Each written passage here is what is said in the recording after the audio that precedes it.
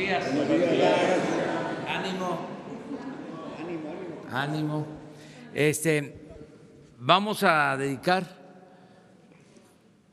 todo el tiempo posible a la sesión de preguntas y respuestas. ¿Es mejor? Empezamos. Buenos días, presidente. Usted va a estar, pero empezamos. Buenos días, presidente. Yo quisiera preguntarle, en estos días hemos estado publicando varios resultados de la Auditoría Superior de la Federación que se dieron a conocer. Entre ellos se detecta que en el Tren México-Toluca hubo un disparo de inversión en costos del 80% y además pues hubo pagos que no están justificados por más de 700 millones de pesos. A ver, en esta nueva etapa de su gobierno, ¿qué diferencia va a haber en estas obras? Había una visita el próximo jueves que se pospuso, saber también por qué. ¿Por qué también hoy se cancela el inicio de la reconfiguración de la refinería que tenía programado en Hidalgo? Y saber qué habló ayer con Germán Larrea, si tuvo oportunidad de plantearle el tema de los mineros. Muchas gracias. Bueno, pues estamos enfrentando lo que es de dominio público, una situación de muchas irregularidades, una herencia de obras inconclusas, de inversiones sin beneficios. Parte de esas obras, que desafortunadamente no es la única, es el tren Toluca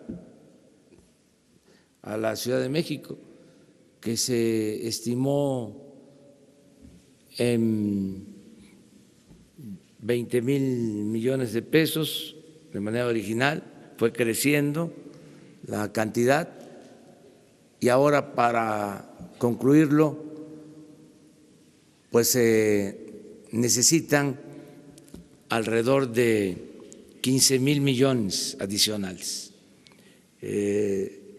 más lo ya invertido. En total costaría 65,000 millones de pesos, lo que se estimó en 25,000 millones. Pero así está todo. Ayer hablamos también de estas plantas de fertilizantes que compraron, que se comprometieron recursos por alrededor de 2,000 millones de dólares y todavía no operan las plantas porque eran plantas viejas, convertidas en chatarra, además de que se compraron a precios elevados, se destinaron recursos adicionales para rehabilitarlas y no se puede todavía terminar de modernizarlas. Entonces, en todos estos casos vamos a presentar denuncias para no ser nosotros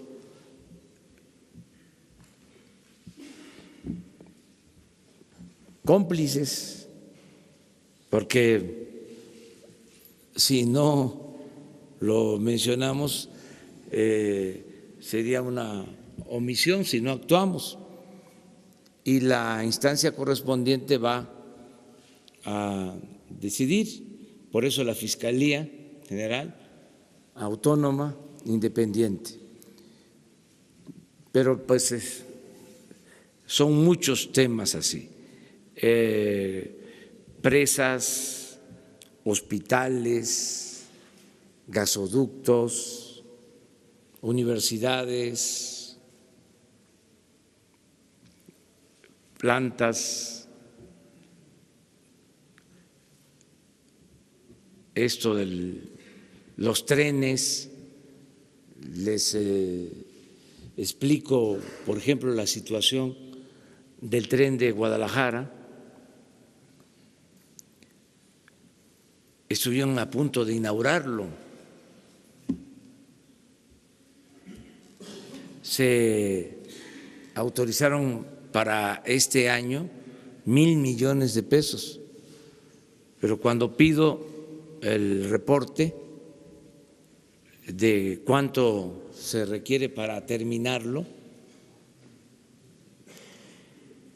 me están planteando los técnicos que necesitamos un presupuesto adicional a los 1,000 millones de pesos de 3,500 millones de pesos para terminarlo el fin de año. ¿Y por qué tenemos que terminarlo lo más pronto posible? Porque ha generado todo tipo de molestias, una obra que se debió terminar desde hace años, y así muchas otras. Entonces estamos haciendo una reprogramación para ir terminando obras en proceso. No nos equivocamos, desde el principio dijimos primero mantenimiento de carreteras, de infraestructura. Afortunadamente se aprobó presupuesto para mantenimiento de caminos y ya tengo el informe que se han licitado el 75% de las obras de mantenimiento a estas alturas. Eso fue un avance. Lo segundo, se le dio importancia a las obras en proceso, pero son tantas que no va a alcanzar el presupuesto de este año. Tenemos que reprogramar la terminación de estas obras. El caso del tren de Guadalajara, pues son 4,500 millones. El caso del tren de Toluca a Ciudad de México, alrededor de 15,000 millones. Entonces, vamos a priorizar. A lo mejor terminamos el de Guadalajara para resolver ese asunto y nos queda el de Toluca a la Ciudad de México para terminarlo en 2, 3 años, en la medida de que se reprograme el presupuesto. Pero eso es lo que se recibió, una situación de mucho tiradero de obra. Se hacían muchas obras para beneficio de compañías constructoras y no se pensaba en el interés general. Pero vamos a salir adelante. ¿Cuál es tu otra? Canceló su visita el próximo jueves. Tengo hoy una reunión para lo del tren, precisamente, con el secretario de Comunicaciones, con la jefa de gobierno, porque hay un tramo que tiene que ver con la Ciudad de México, donde vamos a tomar ya una definición. Y no tenía caso que yo fuera sin tener todos los elementos, por eso se pospuso. Y la segunda era la reunión que tuvo ayer con algunos empresarios. Vino Germán Larrea, si pudo comentarle el tema de los mineros. No exactamente lo de los mineros, pero sí me reuní con un grupo de empresarios para intercambiar puntos de vista con el propósito de que se invierta en el país, porque necesitamos que haya crecimiento de la economía, necesitamos generar empleos y fue muy buena la reunión. Ellos tienen inversiones en el sector minero, en el energético, tienen inversiones en comunicaciones, el grupo con el que me reuní, y lo voy a seguir haciendo para que se estimule la inversión, que haya confianza y que podamos contar con la inversión privada, nacional y extranjera, porque también debe de quedar claro que no nos alcanzaría la inversión pública para crecer como lo necesita el país. Necesitamos crecer a una tasa promedio anual del 4%, porque no olvidemos que en 36 años la tasa de crecimiento anual ha sido del 2%. En términos generales, en términos reales, prácticamente no ha habido crecimiento, porque si se descuenta el incremento poblacional, es casi cero en 36 años. Entonces, si no hay crecimiento económico, no hay empleos, no hay bienestar, no hay paz, no hay tranquilidad.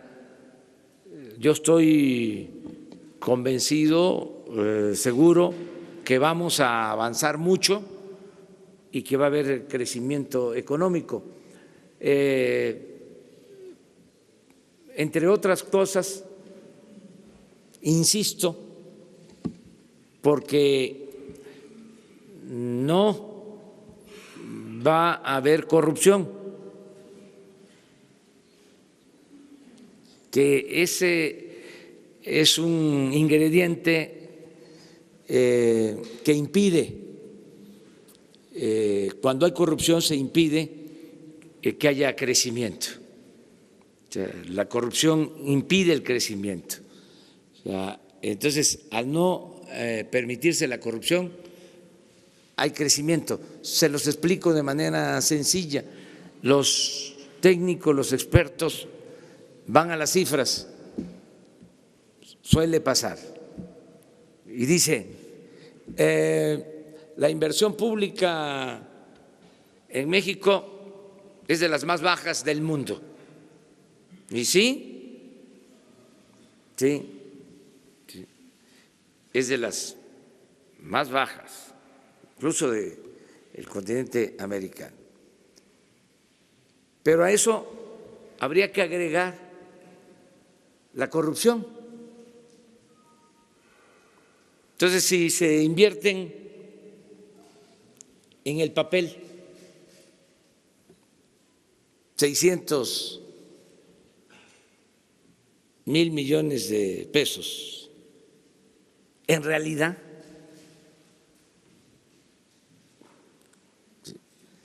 son efectivos, si acaso, 300,000. Porque esa inversión pública se convierte en corrupción en su mayor parte, y además se hacen obras que no se terminan. ¿Qué va a pasar ahora? Que esos 600,000 millones en efecto van a ser inversión pública y no se van a ir por el caño de la corrupción. Entonces tengo confianza de que esto nos va a permitir crecer. Vamos a hacer mucho más ahora con el presupuesto. Nada más, ¿a qué hora es su reunión con la SCT, presidente? Y si nos comparte el resto de su agenda del día, por favor. Pues tengo esa reunión, luego tengo otra reunión con el gobernador de Nayarit, que recuerde, pero Jesús les da la agenda.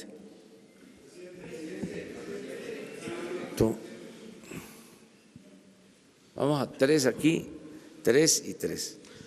Buenos días. ¿Qué información tiene sobre los refugios de mujeres en situación de violencia?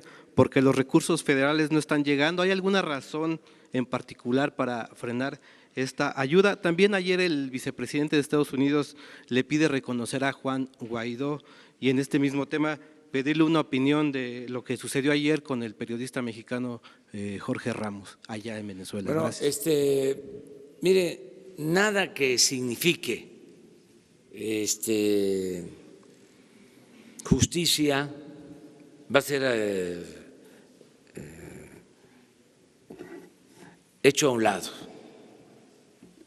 Que quede claro. Refugio de mujeres maltratadas, discriminadas, en riesgo, todo eso se mantiene. Eso y más. Lo que estamos haciendo es terminar con los gastos superfluos. Les voy a dar un ejemplo, 2 ejemplos, y pueden ser 3. Miren, 1 millón de personas con discapacidad ya están recibiendo, no todos, pero ya muchos, y yo espero que en un mes todos están recibiendo una pensión de 2.550 pesos cada 2 veces. Todas las niñas y todos los niños con discapacidad del país. Pero al mismo tiempo existe el Instituto para la Atención a Personas con Discapacidad.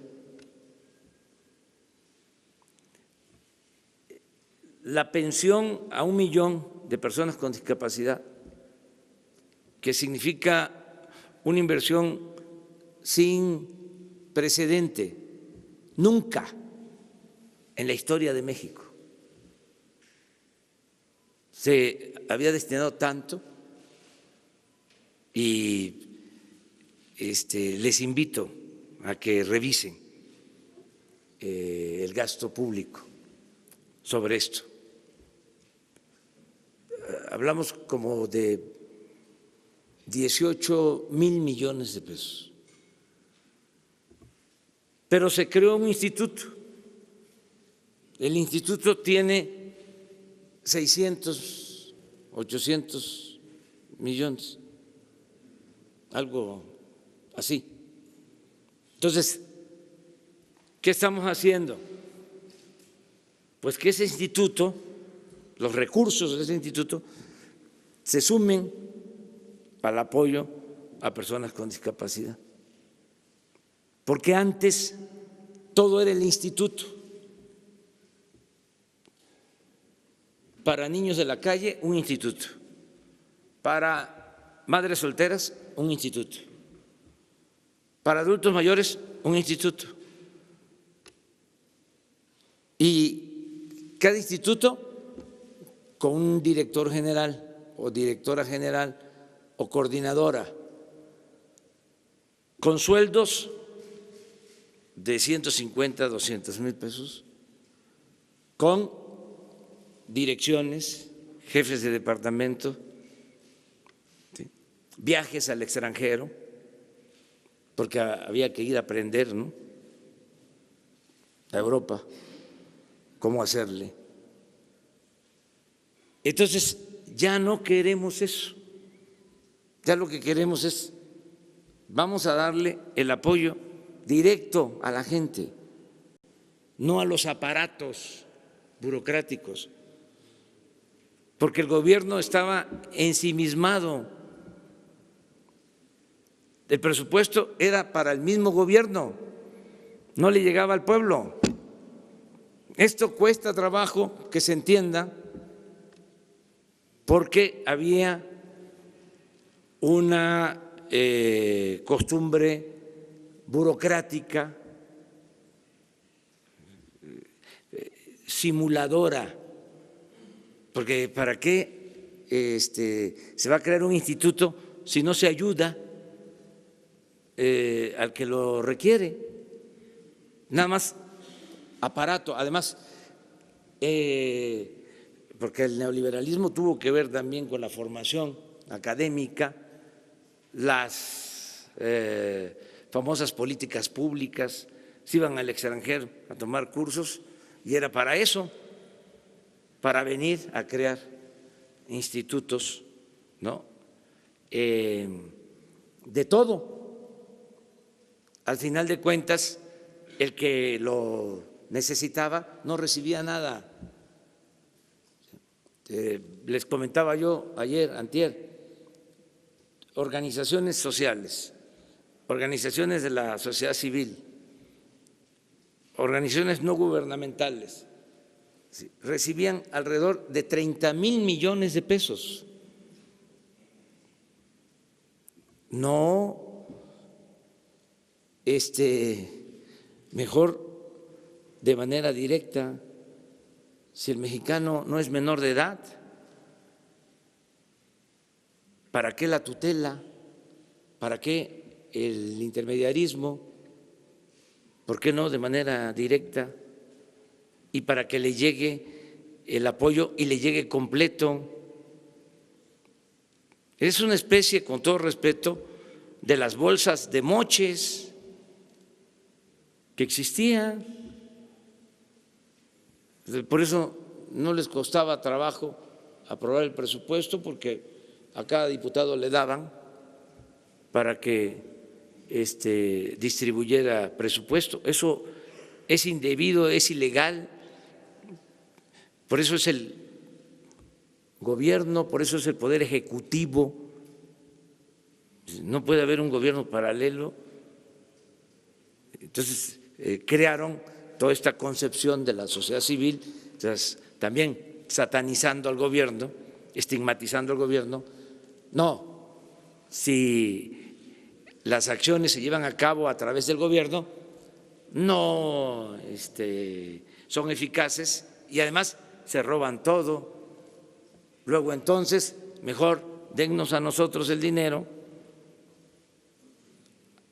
La política, por ejemplo, de deducir impuestos para fomento del arte, de la cultura, presumir con sombrero ajeno. Una empresa que no paga impuesto, se les regresan los impuestos para que ponga un museo de arte popular. Pues sí, nada más que ese dinero no entró a la hacienda pública. Ya esa política no va a continuar. Vamos a cambiar las cosas. Acerca de lo de Venezuela, no quiero meterme en opiniones de ninguna índole. Ya fijamos nuestra postura, está lo suficientemente clara, está en la Constitución, y como dicen los abogados, no quiero leerles el artículo.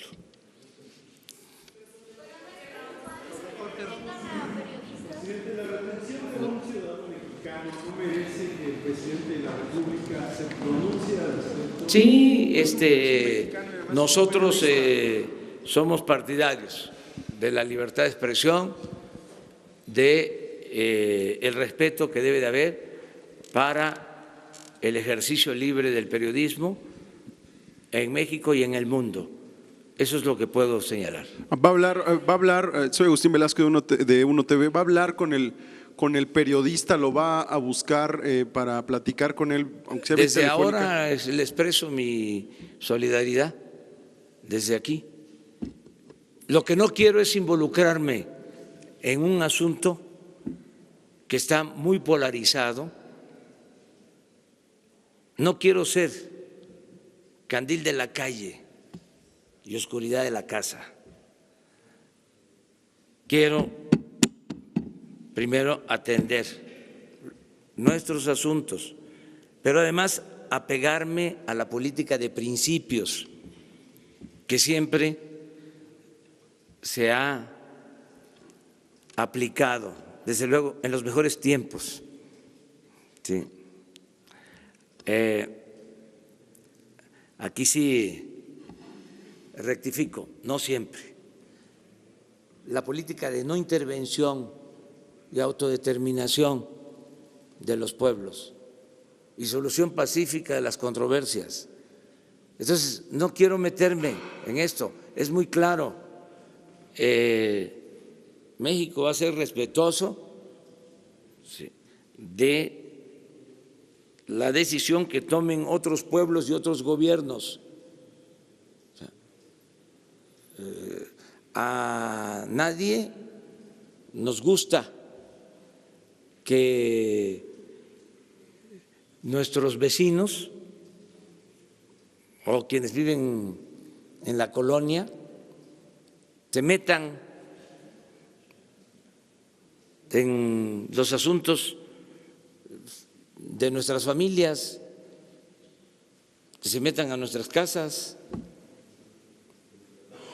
Y no olvidemos, el respeto al derecho ajeno es la paz.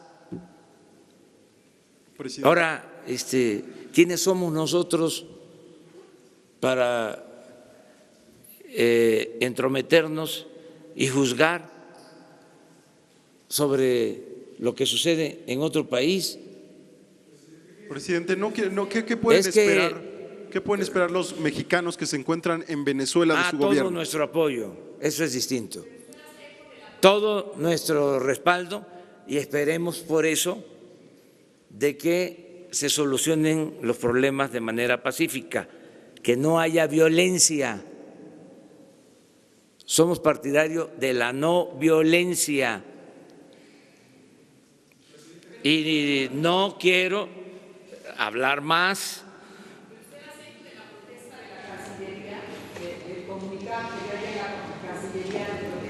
Que les quitaron el equipo a nuestros colegas de Univisión. La Cancillería de México tiene autonomía y respaldo lo que ellos sostuvieron. Usted también exige que le regresen las Sí, cámaras y el equipo. lo que pidió la Cancillería mexicana, pero no voy a abordar más sobre el tema, porque me metería yo a un terreno que no nos corresponde. Pero sí ratifica la protesta de la Cancillería. Sí, sí lo hizo nuestra Cancillería. Lo que sucede es de que nosotros le tenemos mucha confianza a Marcelo Ebrard, secretario de Relaciones Exteriores, y en este caso las opiniones de la Cancillería se apegan a la política que mantenemos y no hay ningún problema. No, no, le pedía al gobierno de México que ya se reconozca a Guaidó. nosotros mantenemos una relación de respeto con el gobierno de Estados Unidos. No hemos tenido ningún tipo de presión. Y a ver, voy a decir algo importante.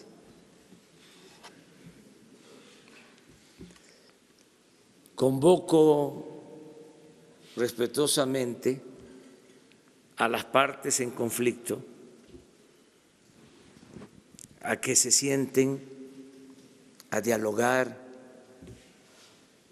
y a buscar una salida pacífica. Eso sí lo puedo hacer porque nuestra Constitución habla de la solución pacífica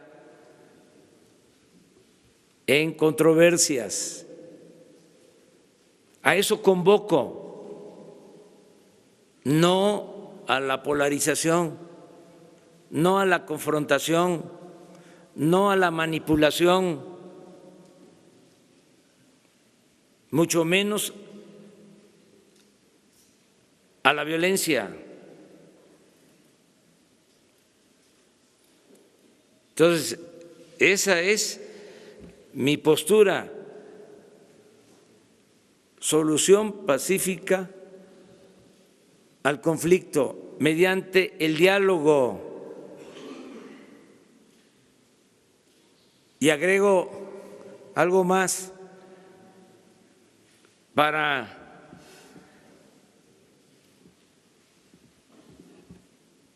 atender el asunto de la ayuda humanitaria, que se acuda a la ONU y a la Cruz Roja y que no se politice este tema. Lo digo con todo respeto y termino con la frase de Juárez: nada por la fuerza, todo por la razón y el derecho. Ya estoy expresando, pero ni siquiera me gusta la palabra condena. No uso yo eso. Una manifestación de protesta, pero esos términos polarizan. Ni cuando era yo opositor los usaba.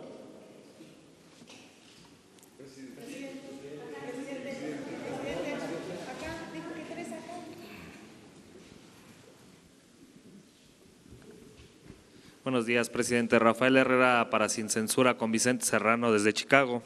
Presidente, no sé si usted esté enterado de lo que circula en redes sociales, pero toma fuerza la idea de bonos para rescatar a Pemex. ¿Existe algún mecanismo para que los mexicanos inviertan en Pemex? Y en ese sentido, presidente, también hay un gran pedido de muchos mexicanos en Estados Unidos para que se les permita invertir por medio de préstamos hipotecarios de Infonavit. ¿Se puede? ¿Se ha hablado de esta posibilidad? Y por último, y si me permite, usted, presidente, se comprometió hace 3 semanas con el titular de Sin Censura, Vicente Serrano, a presentar un plan de apoyo a los migrantes en el extranjero. Hace una semana usted me dijo que las semanas pasadas iba a presentar este plan, pero pasó la semana y no se presentó. ¿Nos podría adelantar, presidente, si ya tiene algún avance de inversión, una cifra de inversión, y cuáles van a ser las prioridades de este plan? Muchas gracias, presidente. Bueno, sobre esto último, en efecto, yo tengo ese compromiso y esta semana le voy a pedir que venga con ustedes y comparezca el secretario de Relaciones Exteriores para hablar sobre el apoyo a nuestros paisanos migrantes esta semana. ¿Qué otra cosa preguntaste? Si los mexicanos de a pie podrían invertir en México, en claro, Pemex. La mejor inversión es que todos ayudemos, como lo hacen millones de mexicanos, pagando nuestros impuestos para fortalecer la hacienda pública, y que todos ayuden también actuando como guardianes para no permitir la corrupción en el país. esa es una forma de contribuir. Nuestros paisanos migrantes ayudan muchísimo, envían cada año a sus familiares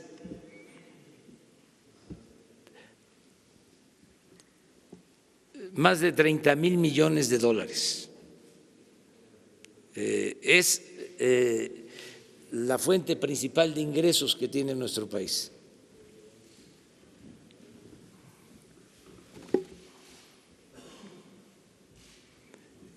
Es la principal fuente de ingresos que tiene. Ya me trajeron mi acordeón.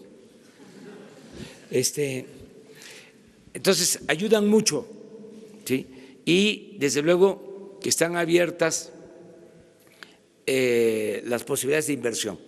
En este caso para Pemex, los ciudadanos de APOE puedan invertir en bonos en Pemex para su rescate. Eso habría que verlo de acuerdo a las leyes vigentes, ¿sí? Pero estamos rescatando a Pemex porque se está invirtiendo, eso lo tienen que saber todos los mexicanos. Vamos a rescatar a Pemex, se está invirtiendo como nunca en los últimos tiempos para producir más petróleo crudo y es un negocio muy rentable, porque si no hay corrupción, extraer un barril de petróleo cuesta cuando mucho, $6 y se está vendiendo en $54 el barril. O sea, no hay ningún negocio tan rentable como la extracción del petróleo. Lo que pasa es que se esmeraron en buscar destruir a Pemex, como se esmeraron mucho en destruir al país con la política neoliberal, con la política de pillaje. Pero afortunadamente, como una bendición, ya cuando estaban por terminar la obra de destrucción, sonó la campana. Se llevó a cabo la elección del día 1 de julio del año pasado y la gente dijo, basta, va a haber un cambio, va a haber una transformación. Eso es la salvación del país, eso que hicieron todos los mexicanos. Y eso mismo, porque con todo respeto son muy mezquinos, les molesta a algunos. Por eso apuestan a que fracasemos, se van a quedar con las ganas. Ese sí es un desafío, es un reto. Vamos a rescatar a Pemex y vamos a rescatar a México.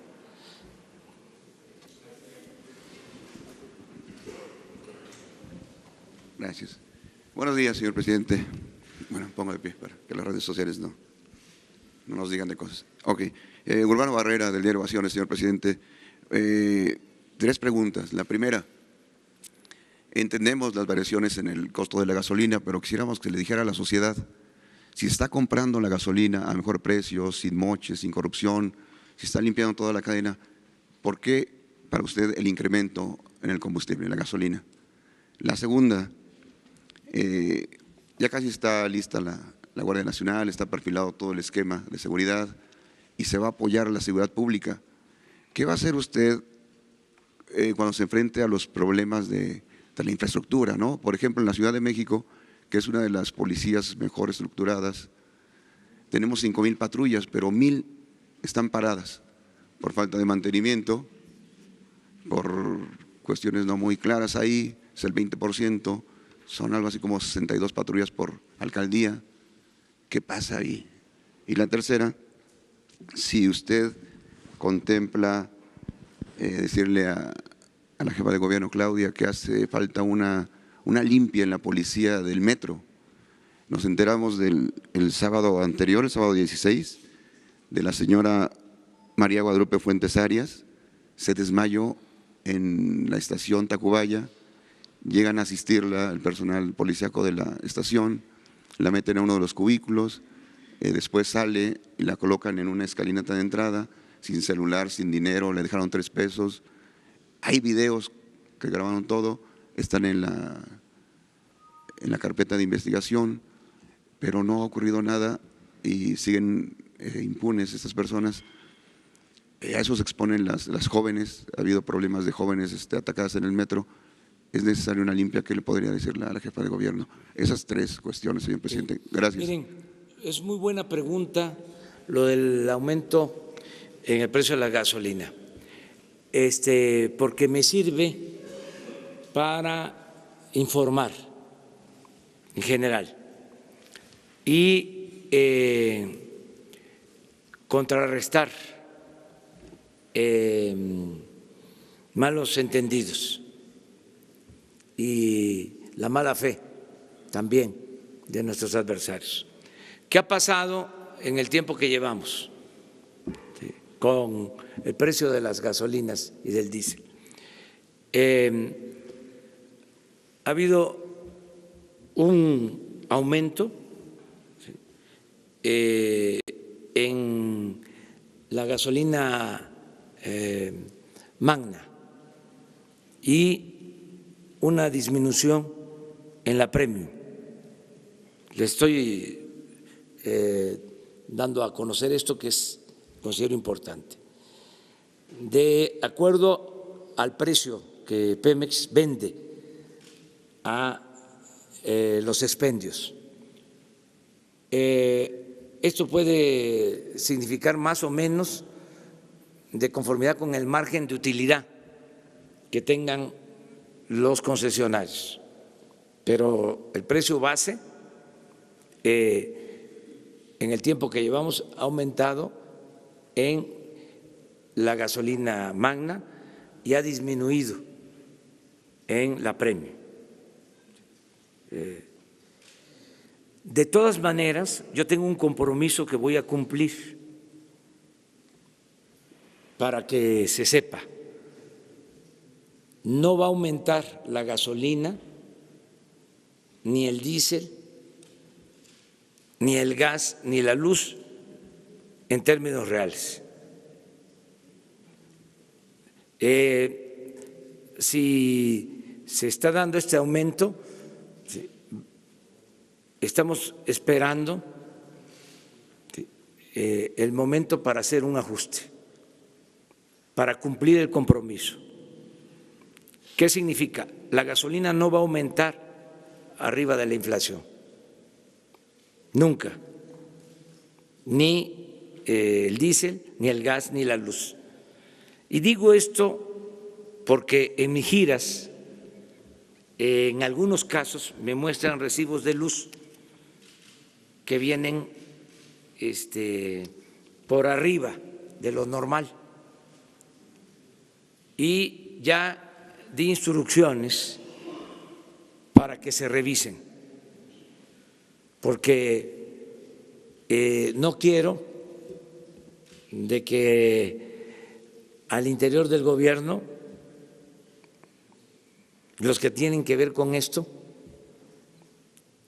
nos estén jugando chueco para provocar inconformidad con la gente. Entonces, decirle a la gente que voy a cumplir con el compromiso de que no aumenten los precios de energéticos en términos reales.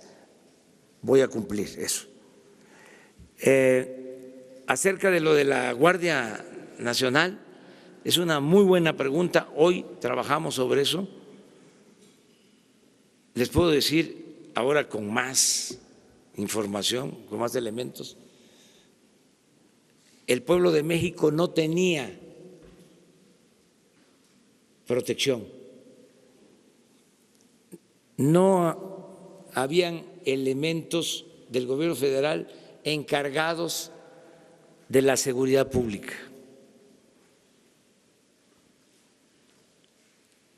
se reducía a 18,000 elementos de Gendarmería y de la Policía Federal, que además tenían otras encomiendas. No había protección para garantizar la seguridad pública. Por eso lo de la Guardia Nacional es un avance, porque este año vamos a contar, para empezar, con 80,000 elementos. El año próximo va a aumentar a 100,000 y vamos a tener en el 2021 125,000 elementos en 266 coordinaciones territoriales. Ya estamos trabajando con ese propósito y eso me da mucha tranquilidad porque vamos a poder resolver el problema de la inseguridad y de la violencia. Acerca de abusos que se cometen, pues tiene que actuarse castigando esos abusos. No van a dejar de haber estas actitudes corruptas, ¿sí?, indebidas, pero no permitirlas, que no haya impunidad. Eso es lo que puedo contestarte. Lo mismo, o sea, que se regularicen las cosas. Buenos días, señor presidente. Ricardo García, de Revolución 3.0. Dos preguntas. Primero, el día de ayer fue nombrado José Antonio Meade para laborar en un banco. Entonces, bueno, quisiera saber su opinión al respecto. Si así como en la semana pasada podría haber señalamientos de conflicto de intereses, puesto que él ha laborado en el servicio público durante muchos años. Y en otro tema, después, a raíz de la muerte de un activista de Samir, en torno a la presa, a la termoeléctrica, se ha desatado una serie de posicionamientos por parte de la sociedad civil en torno a que al día de hoy suman 14 activistas y comunicadores que han muerto durante su sexenio. Saber si se está trabajando en una ley o una modificación a la ley de protección de defensores y periodistas, porque muchos de ellos inclusive estaban bajo la protección de ese mecanismo federal cuando pues ocurrió su muerte. Muchas gracias. Sí, es cierto lo que comentas y es un tema que se está atendiendo, lo de la protección de dirigentes sociales, de periodistas, porque incluso con custodia, en el tiempo que llevamos han perdido la vida 5 periodistas, con custodia, han sido asesinados más. Estamos atendiendo esto, es parte de lo mismo, de la descomposición en que está el país y la falta de protección y de atención al problema de la inseguridad y de la violencia. Se dejó sin atender este asunto y se fijaron otras prioridades.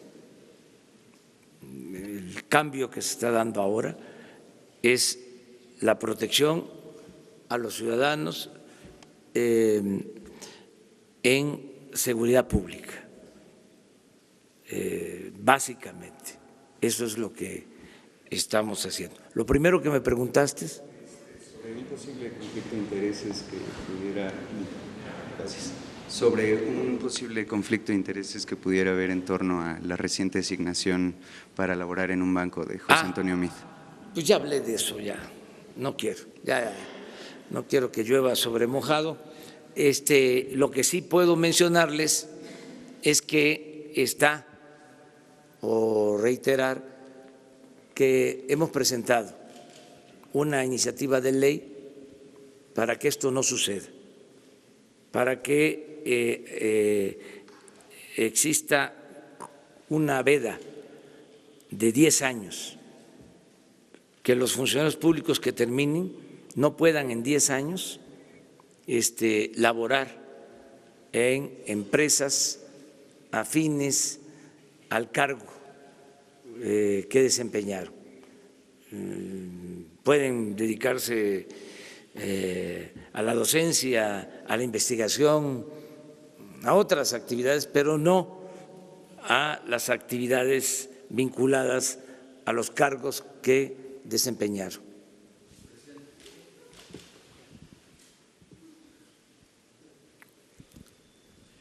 ¿Qué tal? Alberto Rodríguez, de SDP Noticias.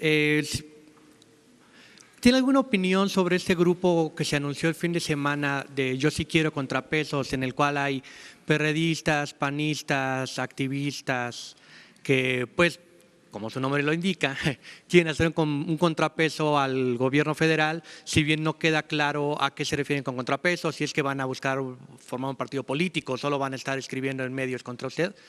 Esa es una pregunta. Y la otra, hay conflictos laborales en Chapingo, en la UAM. La rectoría de la UAM sigue firme en que solo les va a dar 3.35% de aumento salarial, pero los sindicalizados se están quejando de que a lo mejor en este sexenio no se ha procurado que se eleven los salarios de los docentes, de los trabajadores de este sector. No sé si también tengo una opinión. Sí, mire, acerca de los grupos que se constituyen para hacer oposición al nuevo gobierno, pues es legítimo. Nosotros garantizamos el derecho a disentir. Entiendo que están desesperados porque no se repone el conservadurismo. Solo que no están haciendo bien las cosas. Yo les voy a dar a ellos un consejo respetuoso. Un buen consejo no se le niega a nadie. O sea, yo pienso que podrían los conservadores, los intelectuales orgánicos del conservadurismo en México, podrían formar una escuela de cuadros para crear a la nueva clase política conservadora del país, porque ese es el problema que tienen. Tienen ausencia de cuadros políticos. Entonces se desesperan y reúnen agentes, ¿no?, afines, los meten en un grupo, luego hasta ellos mismos dicen: yo no fui consultado, yo no estoy en ese grupo, pero es parte de la desesperación. Hay muy buenos intelectuales de derecha, conservadores, incluso con apariencia de liberales. Entonces, podrían ellos hacer una escuela para tener a los políticos del conservadurismo, como ha sido siempre. Siempre ha habido un agrupamiento político liberal y un agrupamiento político conservador. Entonces, yo lo veo bien eso, o sea, que se reagrupen. ¿Qué sucede? De que están atravesando una crisis y y se están precipitando pensando que de la noche a la mañana pueden crear un grupo. No, tienen que formar cuadros, no sacar la nota, ¿no? Ya se reunieron tantos y van a hacer contrapeso, pero eso es muy ficticio, pues. Es como para decirles ternuritas. ¿Cree que Ricardo Anaya está detrás de esta formación? ¿Cómo? ¿Cree usted que Ricardo Anaya está detrás de esta formación? No, él podría estar en la formación, pero ellos hay escritores en la prensa fifí, en la academia, gente de derecha, de conservadores, pues, que es evidente que no les gusta lo que está sucediendo en el país, no nos ven con buenos ojos, están en contra de nosotros, pero bueno, todo eso es permitido, es parte de la democracia, es el derecho a disentir. Entonces, nada más que no hagan el ridículo, que hagan bien las cosas. Y lo de la UAM, si el gobierno está a favor de que haya Nosotros incrementos salariales. Cumplimos a las universidades con el compromiso de que cuando menos iban a tener el mismo presupuesto más inflación. Incluso hubo un error al principio en el manejo del presupuesto y luego yo acepté públicamente de que se les estaba dando menos y se les dio un presupuesto adicional. Pero tiene que ver con la política de cada universidad y ser respetuoso de las autonomías.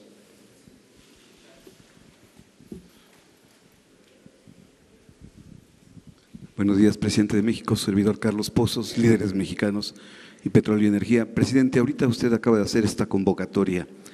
¿Pondría usted alguna fecha y ofrecería usted alguna instalación aquí en la Ciudad de México, el Castillo o Tlatelolco, para este diálogo que propone en Venezuela? Sí, si nos los piden las partes. México siempre estaría en condiciones de ayudar en la realización de un diálogo para conseguir la paz en cualquier nación. Están abiertas las puertas de nuestro territorio para que se dialogue. Y ese papel de intermediación para que haya diálogo lo podrían hacer no solo los mexicanos, no solo nosotros, lo podrían hacer los uruguayos, diplomáticos de prestigio mundial, la ONU, incluso hasta el Papa Francisco, que ya lo ha hecho. O sea, acuérdense de que hubo un acercamiento durante el gobierno del presidente Obama con el gobierno de Cuba y participó el Papa Francisco en el logro de ese diálogo. Y lo mismo para el caso de Colombia, en un acuerdo de paz. Entonces, sí hay forma de que se busque una salida pacífica al conflicto de Venezuela. Y es cosa de que las partes muestren voluntad para eso. Esa es una de las razones por las que nosotros no queremos tomar partido, porque si todo el mundo se dedica a condenar a una o a otra de las partes, pues entonces no va a haber política.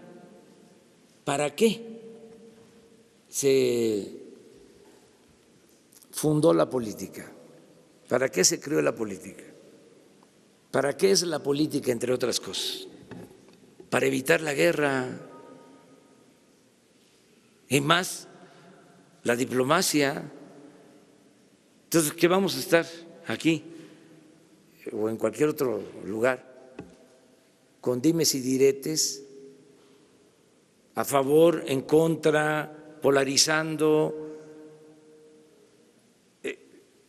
Yo creo que si nos importan los pueblos, ¿sí?, hay que actuar con responsabilidad, no en función de la carga ideológica o de los intereses hegemónicos, sino en función del interés general y del interés de los ciudadanos de manera auténtica, de manera real, no utilizar pretextos que no tienen que ver con el sentido común. A veces yo no me puedo meter, tengo que estar ahí en el límite, ¿no? Pero hay cosas que ofenden la inteligencia, de veras.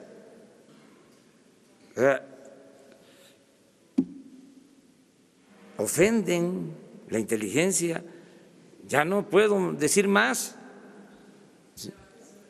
Me refiero a algunos pronunciamientos, algunos pronunciamientos, pero hasta ahí la dejamos. Presidente, dos denuncias. El saqueo en Pemex continúa, el Pemex paralelo de los directores, subdirectores continúa, presidente. Le quiero decir que la empresa DMI Ingenieros y Petroquímica del Golfo con Clariant están poniendo en riesgo la estimulación para incrementar la producción de crudo pesado y llegar a los objetivos que usted ha señalado.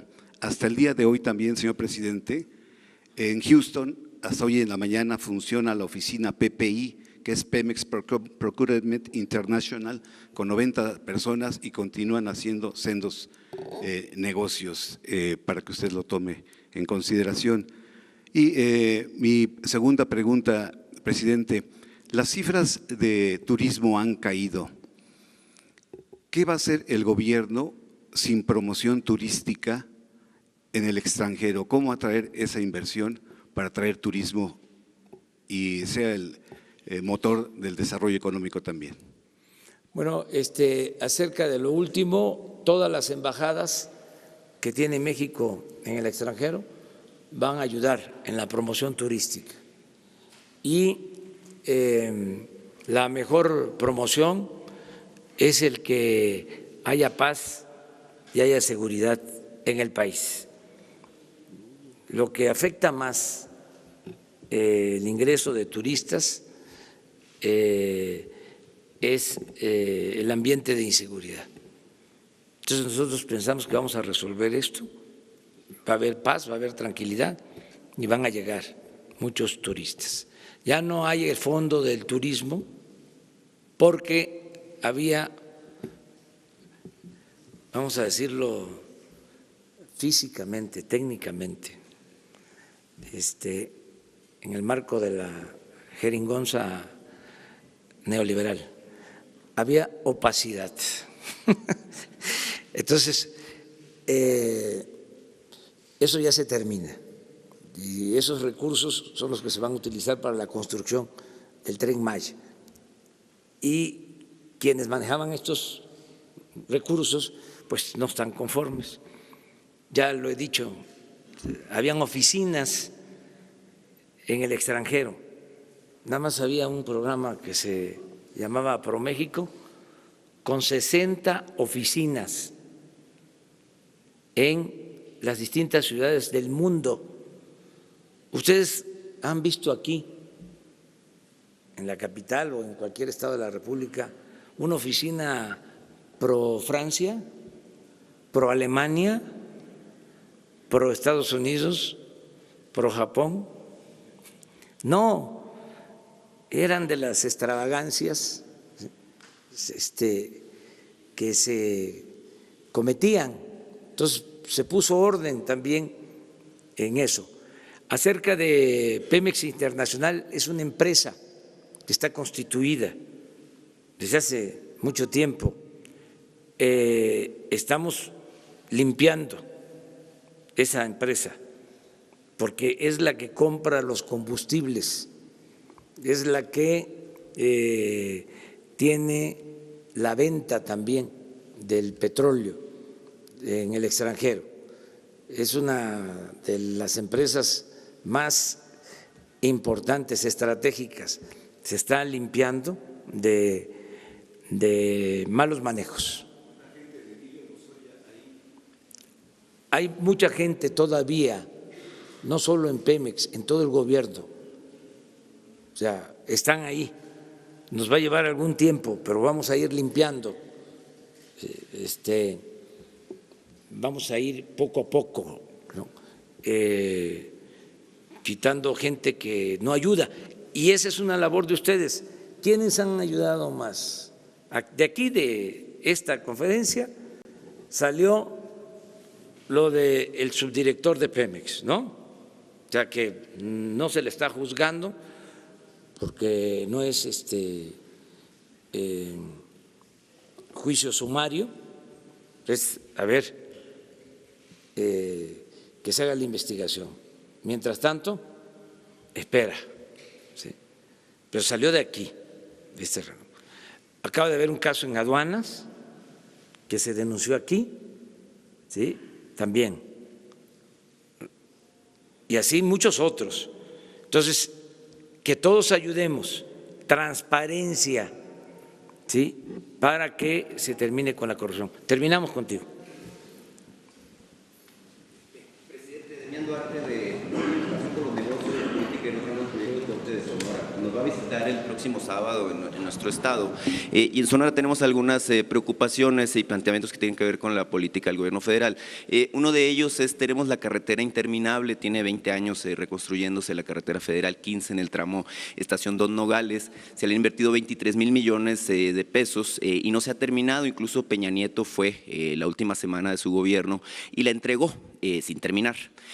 La pregunta en particular es si hay un plan en ese caso en específico para terminar la carretera. El otro gran tema que tenemos en este momento, porque se acerca el calor y usted ha estado con nosotros en Hermosillo y en distintos lugares de Sonora, es el famoso subsidio para la tarifa 1F, que no nomás aplica a Sonora, también aplica a Baja California y algunas otras entidades como Chihuahua. Esto cuesta para el caso de Sonora 301 millones de pesos que aporta en buena parte la Secretaría de Hacienda. Preguntar si hay una determinación al respecto. Y la tercera y última, si es tan amable, señor presidente, tenemos una situación de inseguridad que nos preocupa mucho a los sonorenses en el sur del estado, particularmente en Ciudad Obregón, y se contagia continuamente en Empalme y a Guaymas con situaciones, válgame, pues de muertos casi de manera cotidiana. No se incluyó a Sonora ni a esta región entre las zonas de seguridad prioritarias, las 17 que definieron. Si hay un plan, porque incluso la gobernadora Pavlovich ya ha pedido que se considere esta región en específico por el problema que tiene. Muchas gracias, presidente. Sí, mira, muy importantes, puntuales tus tres preguntas. La primera, tengo el informe que la carretera la vamos a concluir en el mes de mayo. Sí. No quiero decir para abril o para mayo, pero el ingeniero Cedri acaba de estar en la revisión de el tramo que nos falta de concluir, que es el de Santana Nogales. Es ahí donde tenemos más problemas. Pero según su informe, en mayo se termina esta carretera, que es muy importante, atraviesa prácticamente todo Sonora. Es una carretera de concreto y sí, con un costo estimado de alrededor de 23, 25 mil millones de pesos. Esa es su primer pregunta. Ahora mismo voy a hablar con el ingeniero Cedri para que se cumpla con esto.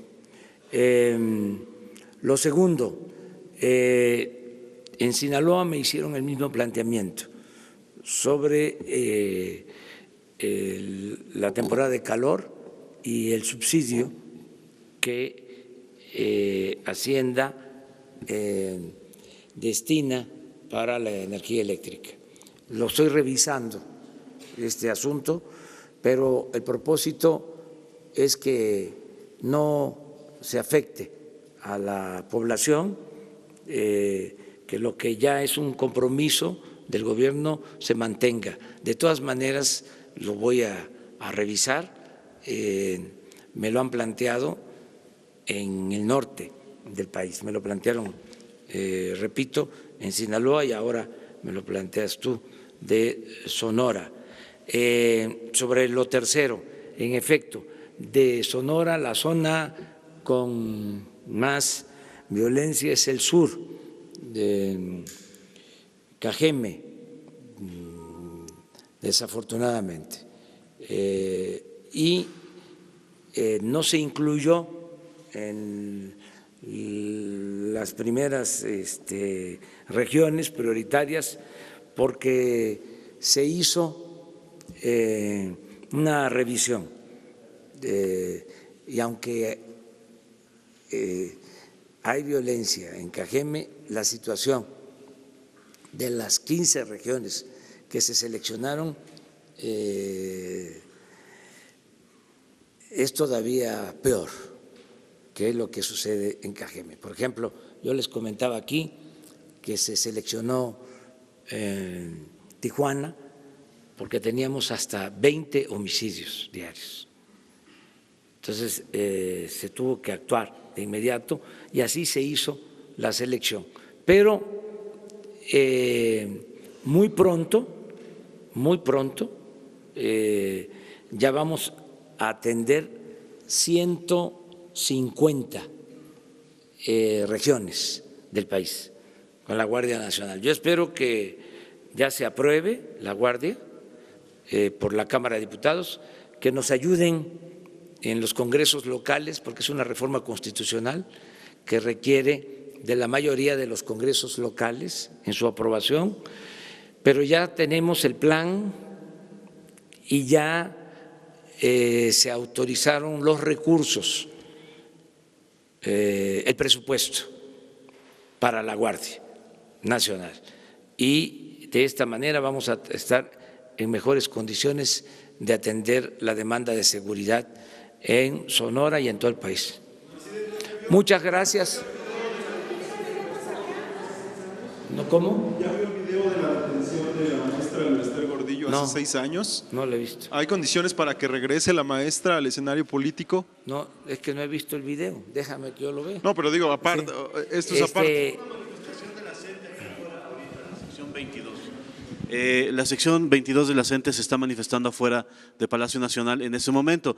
Esta organización recibía recursos de parte del gobierno federal. Usted ha hecho el compromiso de que se van a seguir cumpliendo esos compromisos. ¿Habrá algún momento en que se sienten con la CENTE para evitar ese tipo de presiones que hacen en contra de gobiernos estatales, el propio gobierno federal, toda vez que están anunciando que se van a quedar en plantón permanente aquí hasta que ustedes cumplan el pliego petitorio que les quieren entregar? Y segundo, presidente, rapidísimo, hoy publicamos también que de acuerdo con información del INEGI, durante diciembre se creció solamente al 0.2%.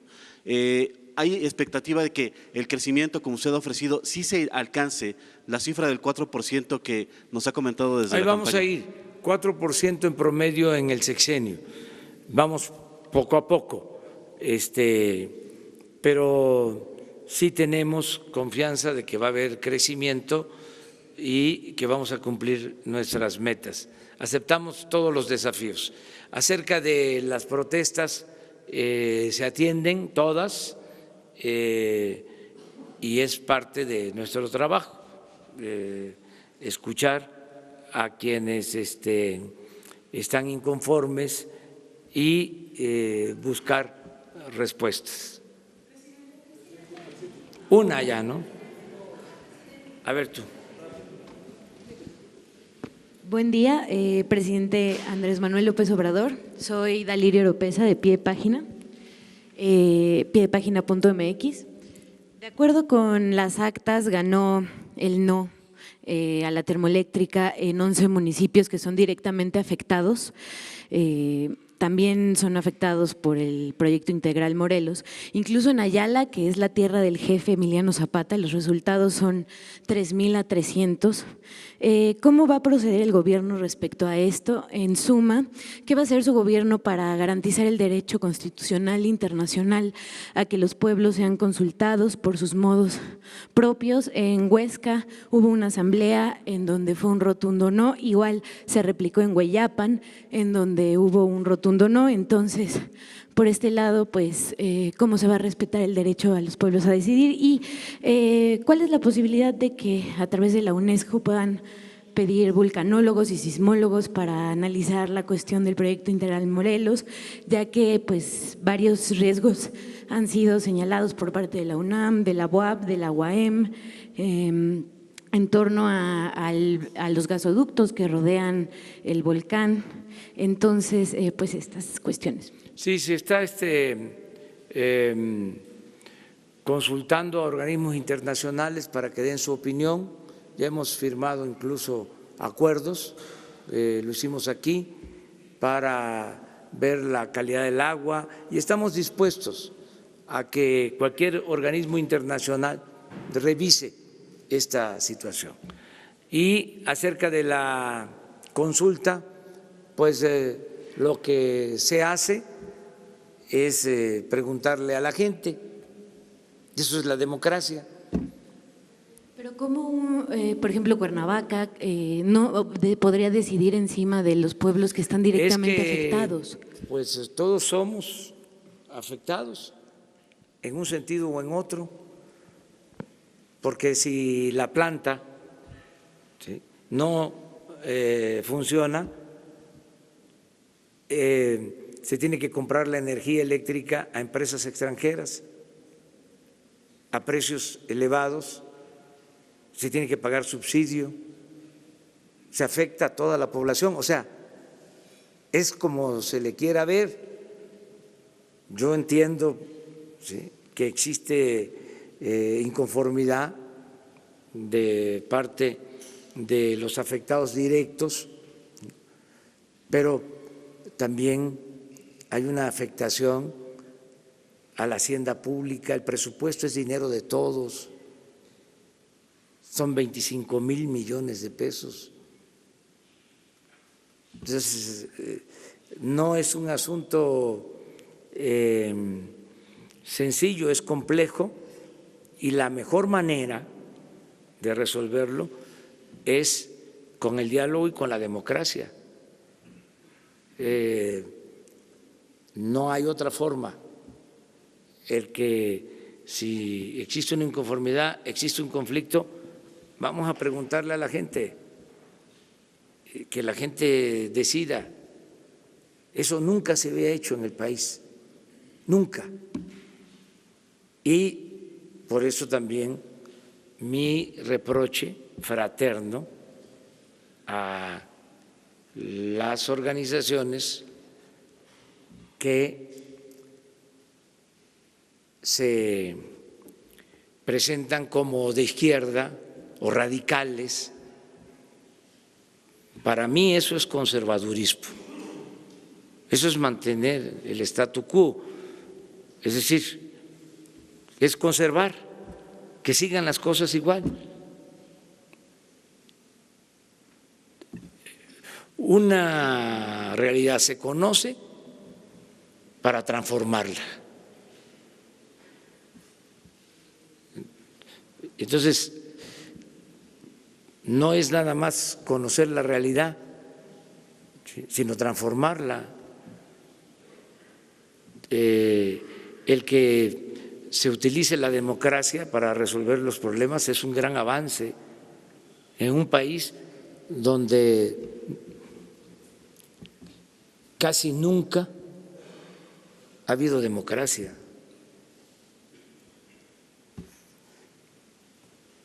Es importantísimo el que, por ejemplo, no haya represión, el que hayan intentado frenar la consulta con actitudes antidemocráticas, de provocación, a quemar urnas, y que se haya actuado con tolerancia, con respeto, se haya permitido la libre expresión y además que ya se sepa, nosotros no vamos a reprimir al pueblo, no somos iguales, se van a quedar también con las ganas, porque ¿qué quieren los extremos? La extrema derecha y la extrema izquierda, que suelen tocarse, quieren vernos a nosotros convertidos en lo mismo. ¿Cuánto tiempo estuvieron diciendo? Bueno, hasta los movimientos más famosos, que fueron muy importantes en su tiempo, que decían, ¿para qué votar? ¿Cómo van a estar buscando votar por ellos si son lo mismo? Tuve que decir que no nos podían meter a todos en el mismo costal, que a mí me podían llamar peje, pero no era lagarto, ¿sí? Pero su planteamiento era ese, y por eso no llamaban a votar. Sí. Bueno, hubo una expresión de que representábamos el fascismo y nunca se han retractado, nunca han dicho absolutamente nada. Entonces, no votar fue siempre, ¿no? Y portarse bien con los gobiernos de derecha. Y ahora llegamos nosotros y como dice la canción de Calle 13, ¿no? Todos a portarnos mal. Bueno, ya, hasta luego.